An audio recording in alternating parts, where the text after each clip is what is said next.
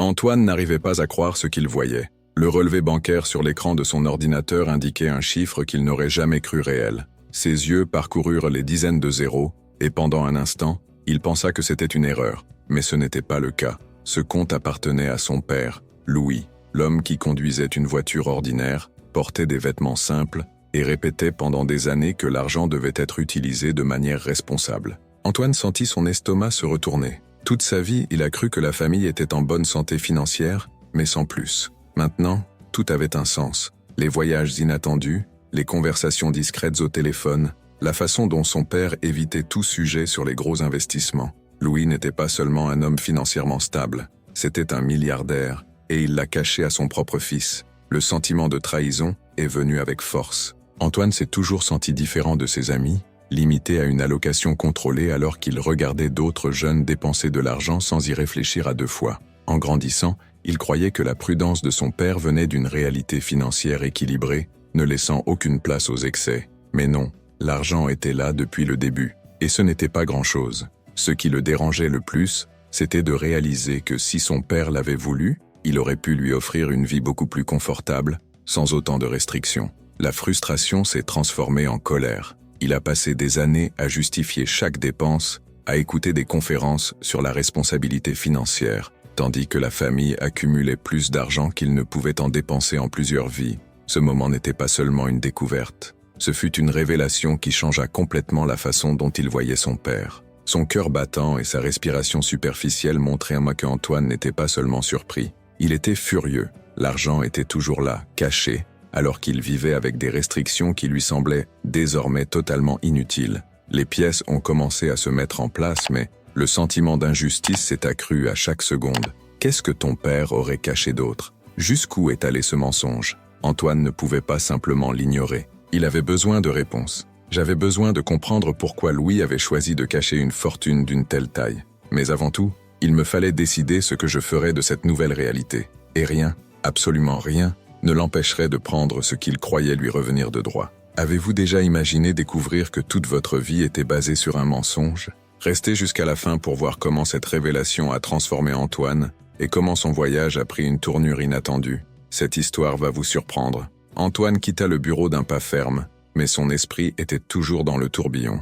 Les informations se répétèrent dans sa tête et peu importe à quel point il essayait d'organiser ses pensées, tout semblait déconnecté. La réalité que je connaissais avait changé en quelques minutes. Pendant longtemps, il a essayé de comprendre la manière dont son père gérait l'argent. Chaque fois que j'abordais le sujet, je recevais des réponses rapides et vagues, qui semblaient être une tentative d'éviter toute conversation plus approfondie sur les finances. Quelle que soit la manière dont je posais la question, les réponses tournaient autour de la responsabilité, de la planification et de la nécessité d'éviter les dépenses inutiles. Antoine n'insistait généralement pas, mais sa curiosité ne faisait qu'augmenter. Si la famille vivait confortablement, pourquoi le père n'a-t-il jamais manifesté d'intérêt pour le luxe qui était clairement à sa portée? Pourquoi n'y avait-il pas de voitures de luxe dans le garage ou de voyages extravagants comme ceux que faisaient ses amis? Ces questions avaient toujours été dans son esprit, mais jusque-là, elles ne ressemblaient qu'à des doutes sans importance, quelque chose qu'il acceptait sans trop se poser de questions. Cependant, ces derniers mois, de petits détails ont commencé à éveiller ses soupçons. Tout cela semblait insignifiant séparément, mais maintenant, face à la découverte du relevé bancaire, tout prenait tout son sens. C'est un soir, lors d'un dîner en apparence ordinaire, que Antoine commença à s'intéresser davantage à son père. Au milieu du repas, le téléphone de Louis sonna. Il répondit sans ménagement, mais son ton changea dès qu'il entendit qui était à l'autre bout du fil. Le regard concentré et la posture rigide montraient qu'il ne s'agissait pas de n'importe quel appel. Antoine essaya de ne pas y prêter attention, mais un mot ressortit au milieu de la conversation. Investissement à haut risque. Quelque chose sur les mouvements importants et les projections pour le prochain trimestre. À la fin de l'appel, il a posé une question sans prétention, voulant savoir quel était cet investissement. Louis, sans hésitation, s'arrêta de parler. Il a dit que ce n'était pas un sujet pertinent et a changé de sujet, ne montrant aucun intérêt à poursuivre la conversation. Pour Antoine, cela a sonné l'alarme, car cette fois, son père semblait très différent. Il n'a jamais parlé d'argent, mais il se passait clairement quelque chose d'important. Dans les jours qui suivirent le dîner, Antoine commença à remarquer des détails qui ne lui avaient jamais semblé importants. Des rencontres discrètes avec des gens qu'il ne connaissait pas, des appels téléphoniques qui se terminaient rapidement dès qu'il entrait dans la pièce et des déplacements inattendus. toujours avec des justifications génériques. Mais ce n'est que lorsqu'il a trouvé l'ordinateur de son père ouvert dans le bureau que tout est devenu clair. Cet écran affichant un relevé bancaire ne quitte jamais votre tête. Le moment où il a cliqué sur certains onglets, vérifié les enregistrements et s'est rendu compte qu'il n'y avait pas d'erreur est revenu plusieurs fois, réaffirmant presque qu'il avait vraiment tout vu. C'était réel. Antoine essayait encore de tout comprendre lorsque des voix résonnèrent dans le couloir. Le choc le fit réagir instinctivement, tournant son corps pour se cacher dans la pénombre de la pièce. La conversation qui a suivi dissiperait tous les doutes restants. Louis s'est entretenu calmement avec un conseiller financier, discutant des prévisions de marché et des projections de croissance. Les chiffres cités étaient irréalistes, trop élevés pour faire référence à un compte commun ou à un investissement ponctuel.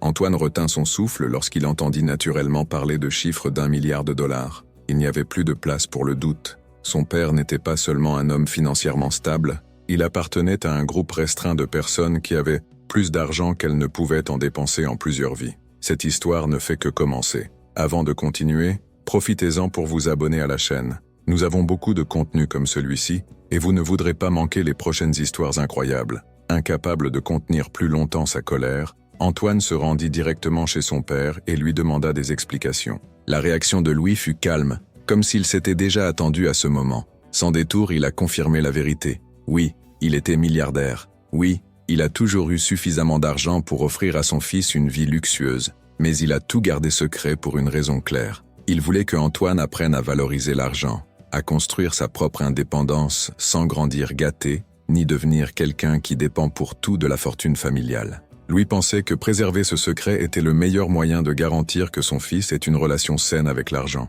Mais pour Antoine, ce n'était pas un enseignement, c'était une trahison. La colère grandissait à chaque seconde. Pendant des années, il a cru que sa famille menait une vie équilibrée par nécessité et non par choix. Maintenant, il comprenait que tout cela était une décision délibérée de son père de limiter sa vie, de le priver du confort et des expériences qu'il aurait pu vivre. Cela n'avait aucun sens. Si l'argent existait, pourquoi devrait-il être contenu? Il a passé des années à regarder ses amis dépenser sans retenue, tout en devant justifier toute demande qui s'écartait de l'essentiel. Il fallait que cela prenne fin. Il n'accepterait pas de continuer à vivre selon ses règles injustes. Son père avait peut-être envie de continuer sa vie discrète, mais il n'avait aucune raison de suivre le même chemin. D'un ton ferme, il a convaincu Louis de lui donner accès à un compte bancaire, affirmant qu'il voulait en savoir plus sur les investissements et construire sa propre relation avec l'argent. Une fois les ressources disponibles, il n'a pas perdu de temps. Vêtements de créateur, montres chères et voitures de luxe. Il ne voulait pas seulement dépenser,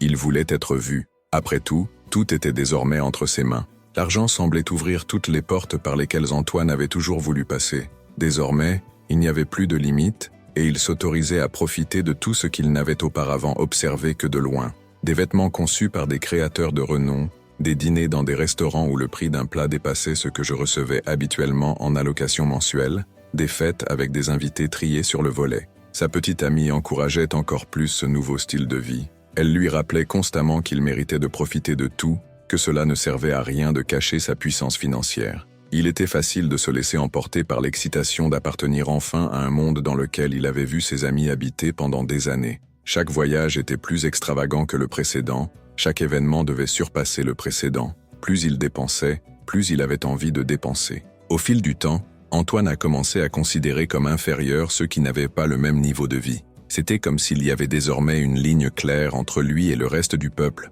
les employés du magasin, les serveurs et même les collègues qui faisaient auparavant partie de leur cercle social ont commencé à être traités avec dédain. Il parlait avec impatience chaque fois qu'il devait attendre une commande. Il s'énervait lorsque quelqu'un ne lui accordait pas une attention immédiate et il ne mettait pas un point d'honneur à cacher son mécontentement lorsque quelque chose ne se passait pas comme il le souhaitait. Il a commencé à faire des blagues sur ceux qui n'avaient pas d'argent, ridiculisant ceux qui devaient encore se soucier des factures, des budgets et de tout type de limitations financières. Si auparavant il se sentait frustré de ne pas pouvoir dépenser librement, maintenant il éprouvait du plaisir à se montrer devant ceux qui ne pouvaient pas faire de même. Le regard des gens autour de lui commença à changer. Certains s'en sont discrètement éloignés, mal à l'aise face à son comportement. D'autres essayaient de rester proches, fascinés par la facilité avec laquelle il distribuait de l'argent lors de fêtes et d'achats impulsifs. Pour Antoine, rien de tout cela n'avait d'importance. Il ne voulait l'approbation de personne. Il voulait juste vivre ce qu'il avait toujours pensé mériter.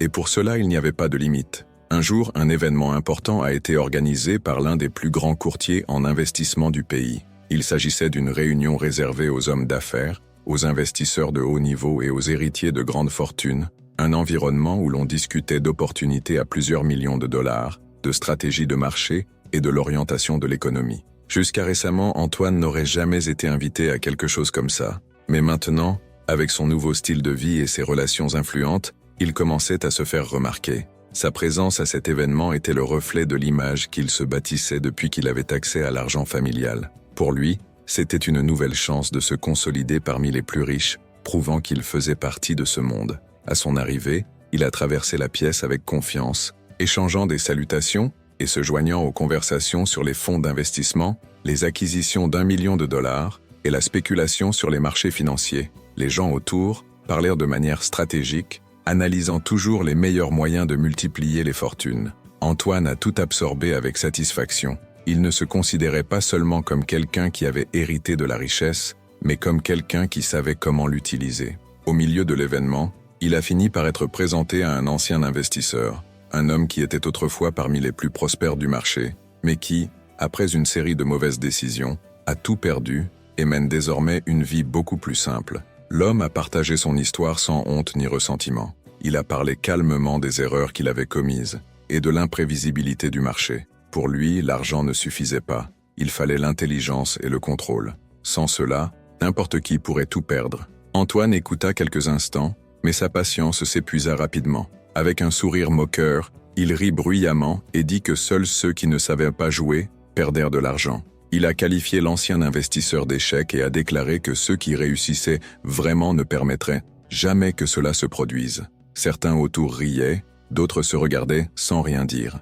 L'homme ne l'a regardé qu'un instant avant de s'éloigner, mais l'humiliation publique était déjà terminée. L'histoire s'est répandue rapidement et a rapidement atteint Louis. Il écouta attentivement le rapport et prit une profonde inspiration. Plus aucun mot ni aucun conseil ne suffisait. Si Antoine pensait que l'argent était un jeu, il était temps de lui montrer ce qui se passait lorsque les règles changeaient. Le lendemain matin, Antoine entra dans une boutique de créateurs du centre commercial et choisit des pièces sans même regarder les prix. Entre costumes, montres et accessoires de luxe, il accumule une pile d'articles sur le comptoir. Dès qu'il a remis la carte pour le paiement, il a croisé les bras, attendant sans souci. Mais au lieu du bruit habituel de la transaction approuvée, l'employé fronça les sourcils et regarda l'écran. La machine a refusé. Il a répété le processus, mais l'erreur persistait. Impatient, Antoine prit une autre carte, sûr que cela résoudrait le problème, mais le résultat fut le même. Le caissier le regarda avec un sourire poli, mais la gêne commençait déjà à alourdir l'air.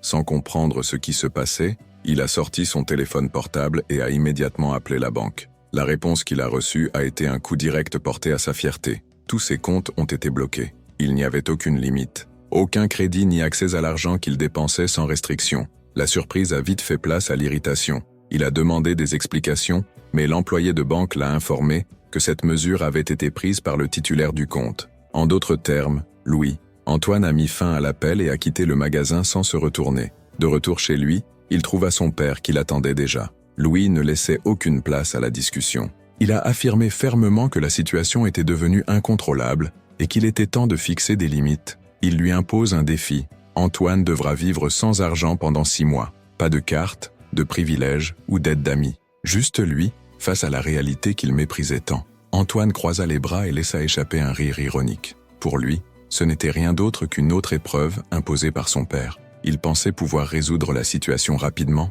trouver une solution au problème et prouver qu'il n'avait pas besoin des règles de Louis pour rester au top. Sans y réfléchir à 2 fois, il a accepté le défi. J'étais sûr que je trouverais une issue. Après tout, il connaissait les bonnes personnes, disposait des contacts, de l'influence et de l'intelligence nécessaires pour surmonter n'importe quel obstacle. Du moins, c'est ce que je pensais. Antoine a quitté la maison avec la certitude qu'il trouverait une solution rapide à sa situation. Au début, il essayait de se tourner vers des amis qui étaient toujours à ses côtés lors des fêtes et des voyages. Il en a appelé certains, leur a envoyé des messages, a organisé des réunions, mais il s'est rendu compte que les réponses étaient désormais différentes. Les conversations qui se déroulaient autrefois avec enthousiasme sont devenues froides et distantes. Certains n'ont même pas répondu. D'autres, lorsqu'ils ont appris qu'ils n'avaient pas accès à l'argent, ont rapidement changé de sujet ou ont démissionné en invoquant leurs engagements. La confiance qu'il avait dans son influence commença à s'effriter lorsqu'il réalisa qu'il n'était pas aussi indispensable qu'il l'imaginait. Pourtant, il pensait qu'au moins une personne resterait à ses côtés, sa petite amie. Avec un sourire exercé, Antoine l'a invité à sortir avec lui, espérant compter sur son soutien dans sa recherche d'un moyen de récupérer sa fortune. Mais sa réaction était différente de celle à laquelle je m'attendais. Au début, elle a écouté patiemment, mais alors que Antoine essayait de minimiser la situation et de lui assurer que tout reviendrait bientôt à la normale, elle a commencé à se retirer émotionnellement. Il a demandé combien de temps il lui faudrait pour récupérer son argent, s'il aurait toujours accès aux lieux qu'il fréquentait, s'il serait capable de maintenir le même style de vie. À chaque réponse vague, son expression se durcissait davantage. Finalement, elle a été directe. Elle ne voulait pas être avec quelqu'un qui ne pouvait pas supporter la vie à laquelle elle s'attendait. Il a mis fin à la relation sur le champ, sans détour, et est parti sans se retourner. Antoine resta immobile pendant quelques secondes, essayant de comprendre ce qui venait de se passer. Tout ce qu'il avait construit, tous les liens qu'il croyait avoir se sont effondrés devant lui. Sans argent, sans amis et désormais sans sa petite amie, Antoine a finalement compris qu'il n'y avait pas de solution de facilité. Le défi posé par Louis était clair. Il aurait un toit au-dessus de sa tête, mais rien de plus. Aucune aide financière, aucune faveur, aucune facilité. La nourriture, le transport, tout besoin élémentaire, tout dépendrait uniquement de lui. Désormais, toutes les portes qu'il connaissait étaient fermées. Lorsqu'il réalisa que même le déjeuner n'était pas garanti, il comprit qu'il ne pouvait plus reporter la décision qu'il avait essayé d'éviter. J'avais besoin de travailler. Il a parcouru les rues en observant les pancartes, employés recherchés, mais les refus étaient constants. Certains établissements exigèrent de l'expérience, d'autres ne prenaient même pas la peine d'écouter votre histoire. À chaque refus, la frustration augmentait. Pour quelqu'un qui avait toujours tout à portée de main, ce fut un choc difficile à assimiler. Après plusieurs tentatives, il entra dans un petit restaurant où il y avait un poste de serveur vacant. Le directeur l'évalua un instant et, sans grande cérémonie, lui expliqua que le travail était simple. Prendre les commandes, nettoyer les tables et s'occuper des clients exigeants.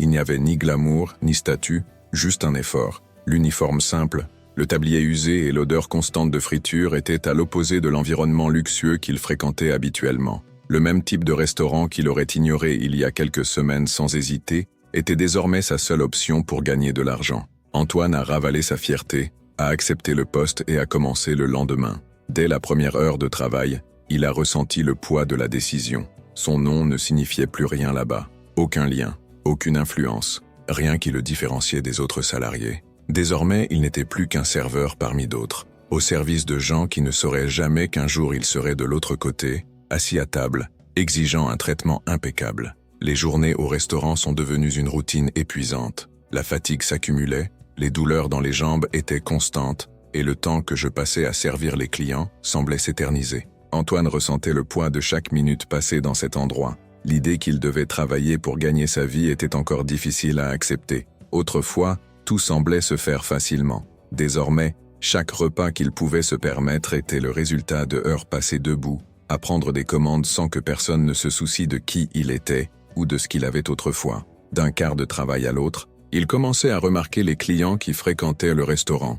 Beaucoup semblaient être des gens ordinaires, confrontés à des difficultés et cherchant des moyens honnêtes d'avancer. Il n'avait jamais prêté attention à ces gens auparavant. Pour lui, ils n'étaient que des figurants dans un monde où seul le succès comptait. Mais maintenant, il en faisait partie. C'est un jour par hasard, alors qu'il nettoyait une table, qu'Antoine aperçut une silhouette familière assise à côté du comptoir. L'ancien investisseur qu'il avait humilié il y a des semaines était là, lisant des documents et analysant des feuilles de calcul.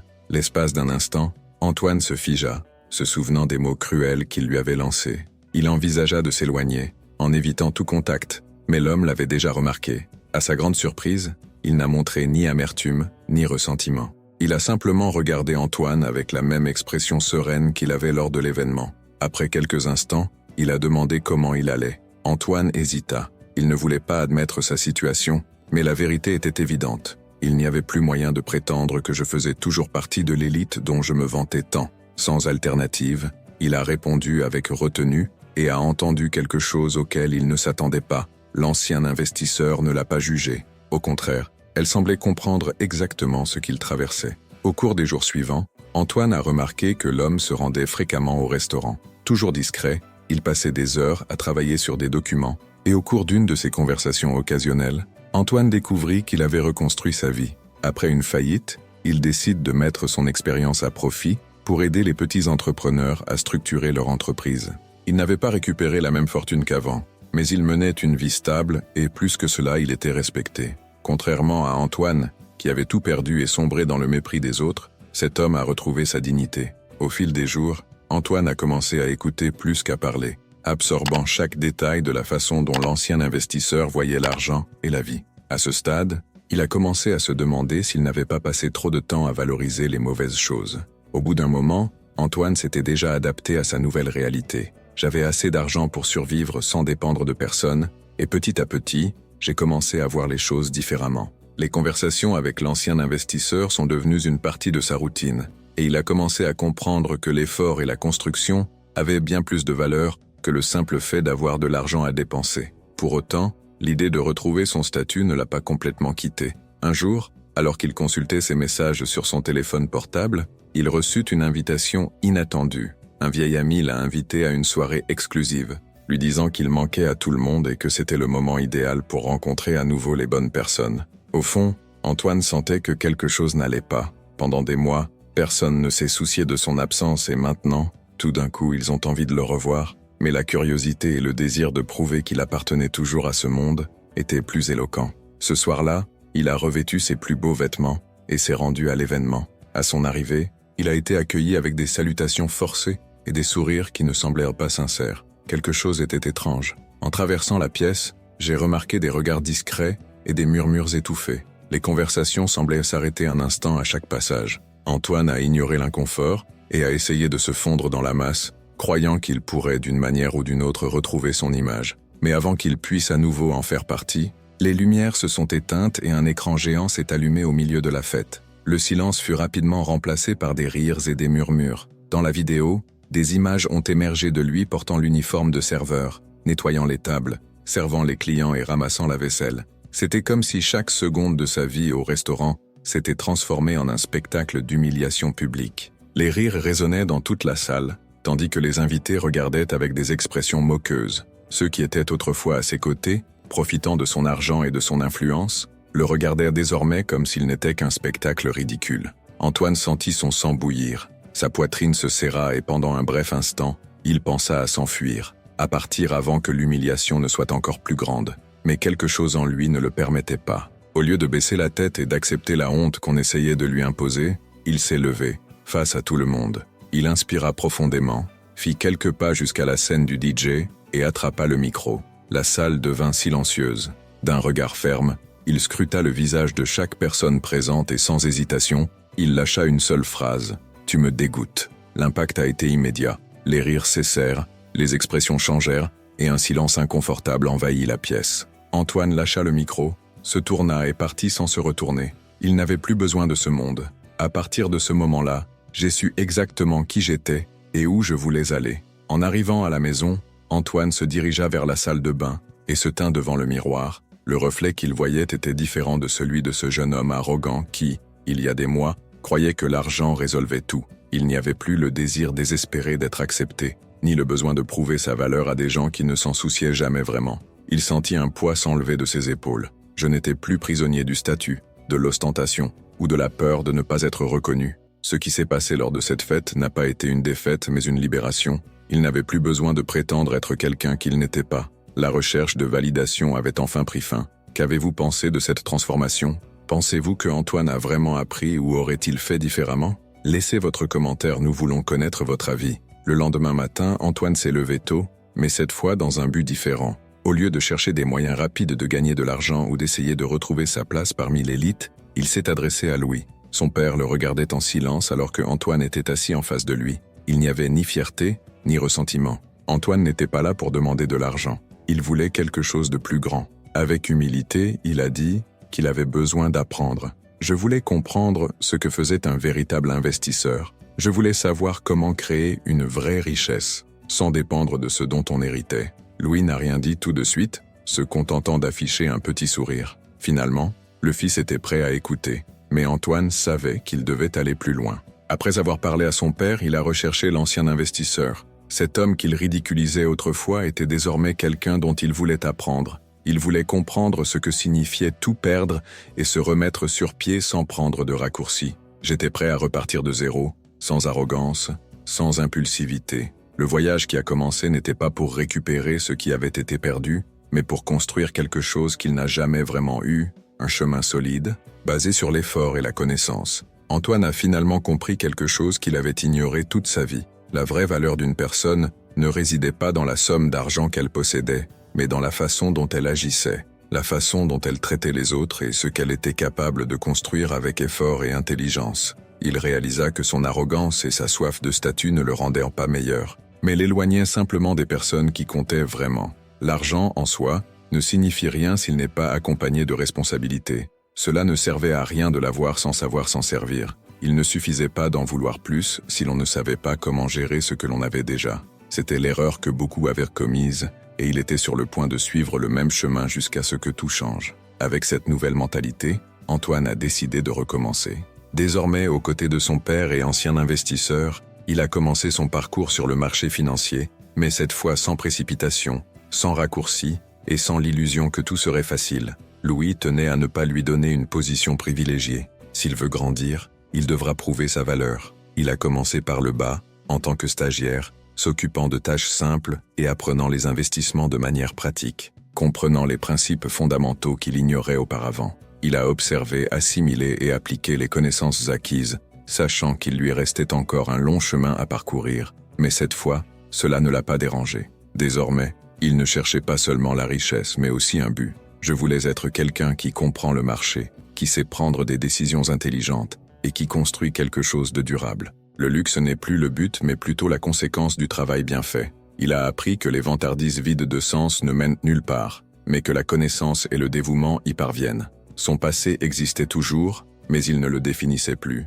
Il n'était plus le jeune homme gâté qui dépensait sans réfléchir, ni l'arrogant qui méprisait les autres. C'était quelqu'un qui savait que toute véritable réussite exigeait de la patience, des efforts et du respect. Son chemin ne faisait que commencer, mais à ce stade, il était prêt à avancer dans la bonne direction. Merci d'avoir suivi ce voyage jusqu'au bout. Des histoires comme celle-ci nous montrent que la vraie valeur réside dans les choix que nous faisons et dans le chemin que nous décidons de suivre. Si vous avez aimé ce contenu et souhaitez voir des récits plus inspirants, profitez du dernier écran qui apparaît maintenant. Tout d'abord, cliquez pour aimer la chaîne et assurez-vous de ne manquer aucune de ces histoires percutantes. Peu de temps après, une vidéo recommandée a été sélectionnée spécialement pour vous, apportant des histoires plus passionnantes qui vous inspireront encore plus. Et pour continuer à suivre des trajectoires de dépassement et d'apprentissage, nous disposons également d'une collection de vidéos de la chaîne, prête à vous accompagner jusqu'au marathon. Choisissez l'une des vidéos à l'écran et continuez à être ému par ces leçons qui peuvent changer notre façon de voir la vie. Rendez-vous dans la prochaine vidéo.